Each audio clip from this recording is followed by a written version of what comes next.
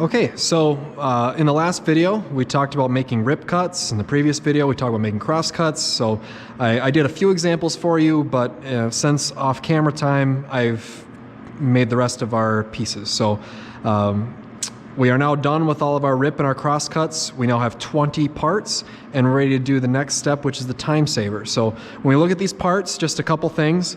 As you can see by the ends of these, they have all been nice, clean cut 90. They don't have like that end nasty purple unsquare, so that's a good thing to check on your boards before you move on.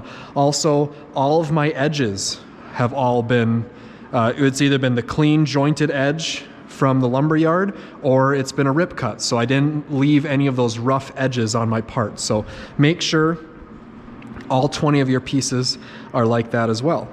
Okay. Now the next step is to make all of our boards the exact same thickness and to make them all 3/4 of an inch thick. So let's see, so we're like 15/16, we're almost at an inch. Now when you get to this fine of amount, a tape measure is designed to have that little bit of wiggle depending on if you're pushing on something to measure or you're pulling on something. So whether this is supposed to be measured or not, that little tab, but even still, when we do get that close to an inch, sometimes I just like to, go to a whole number and then just look there. And as you can see, hopefully, I'm at 15/16. So I want to be at 3/4. So we got to get all these sanded down. And that's a good thing because from the lumber yard, I purchased the material to be skip planed where a lot of it is flat, but there is some rough spots. So it's good that it's over 3/4. So we'll stack up all of our material here and head over to the time saver. Okay, notice I am leaving the trim behind. I do not want that to be 3/4. We'll talk about the trim later. It will need to be time saved, but it'll actually be sanded to a 1/2 inch thick and not to perfectly 1/2 inch. We'll actually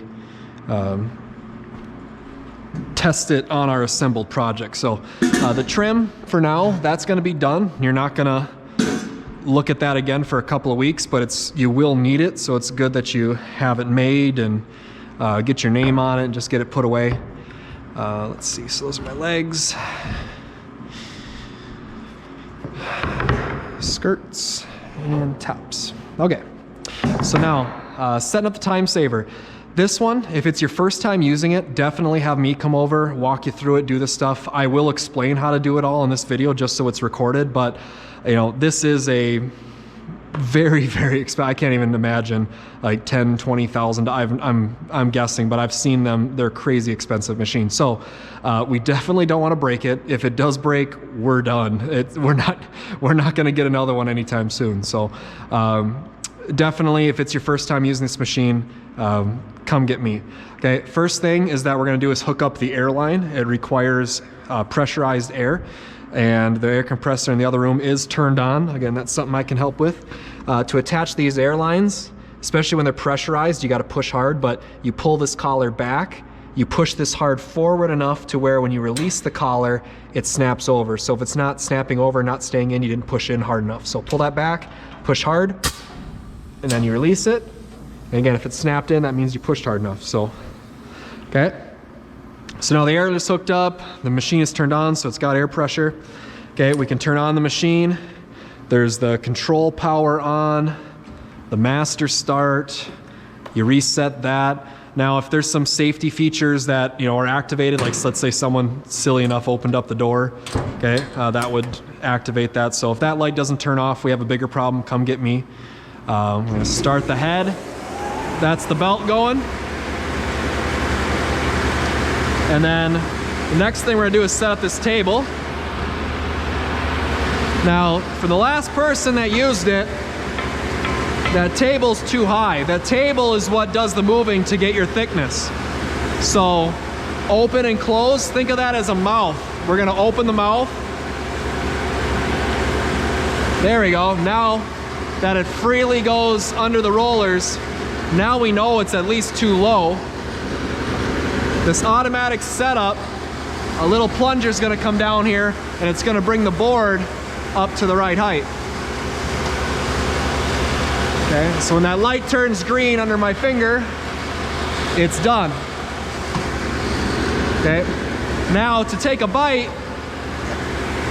we're gonna do bump, bump. So close, close, so close, close. That's about 32nd to a 16th of an inch.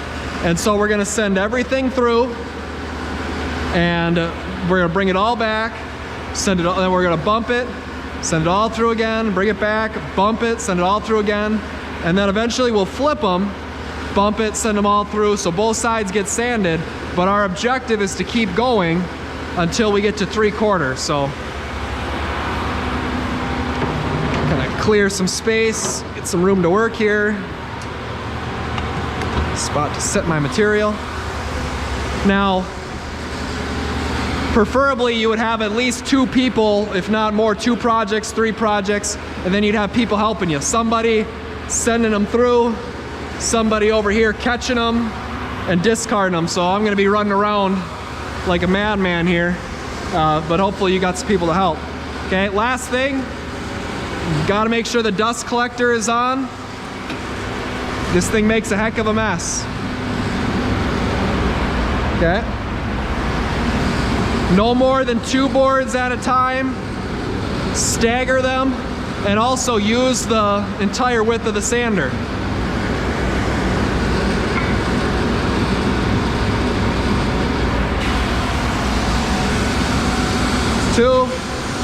Two, and again, someone could be here.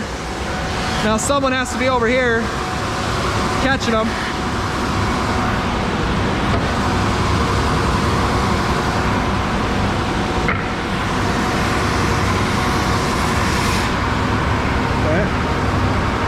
Now if you're catching, make sure you keep the orientation the same. Keep them up, don't flip them, because I want to make sure I know what side I've sanded and what side I haven't sanded.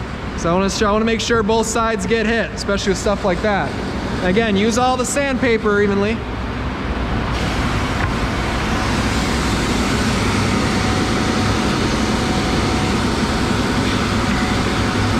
And again, hopefully someone here can just keep going, and just constant.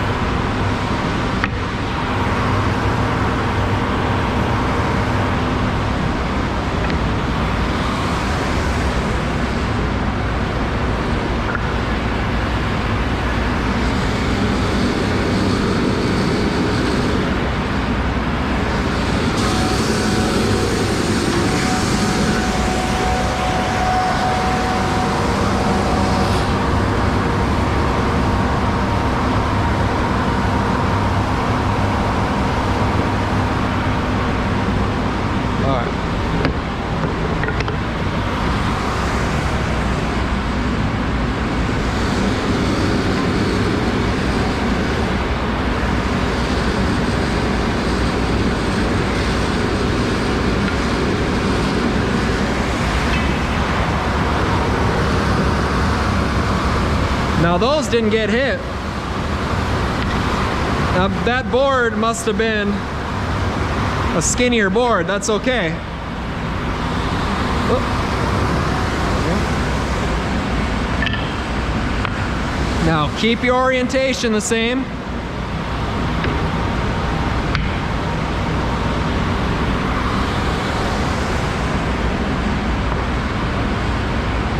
Okay, now bump, bump. Now we send them all through again. Same side. We're gonna hit that side a few times, then later we'll switch. Okay.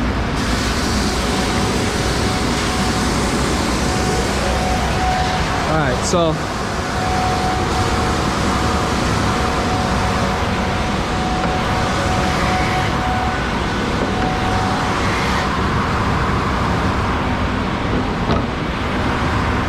okay. But anyway, so that's the start of pass number 2. I can't tell you how many passes it's going to take because that bumping is kind of inconsistent, but You know, I'm sure if you can see that, we still got a ways to go. So I'm gonna cut it here. I'm gonna keep going, and then I'll bring you back to let you know when to stop.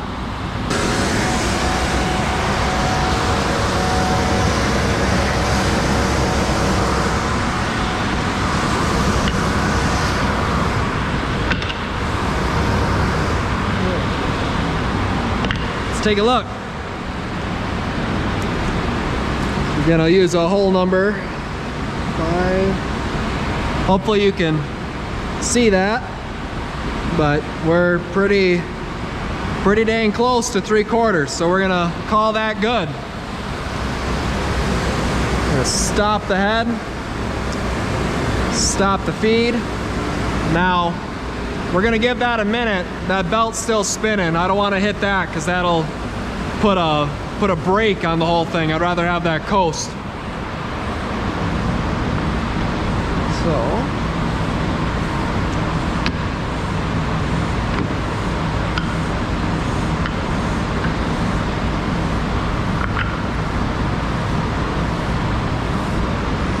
but that is that. All of our boards are now 3/4 of an inch thick, except for the trim, which we're not going to worry about till mid-assembly. So now the next step, which we'll talk about in the next video, is taking our longs. We're going to be cutting 45s and then getting them exactly to length. And we gave ourselves extra 43, 25. So we'll cut our 45s and get those exactly to 42 and 24 in the next video.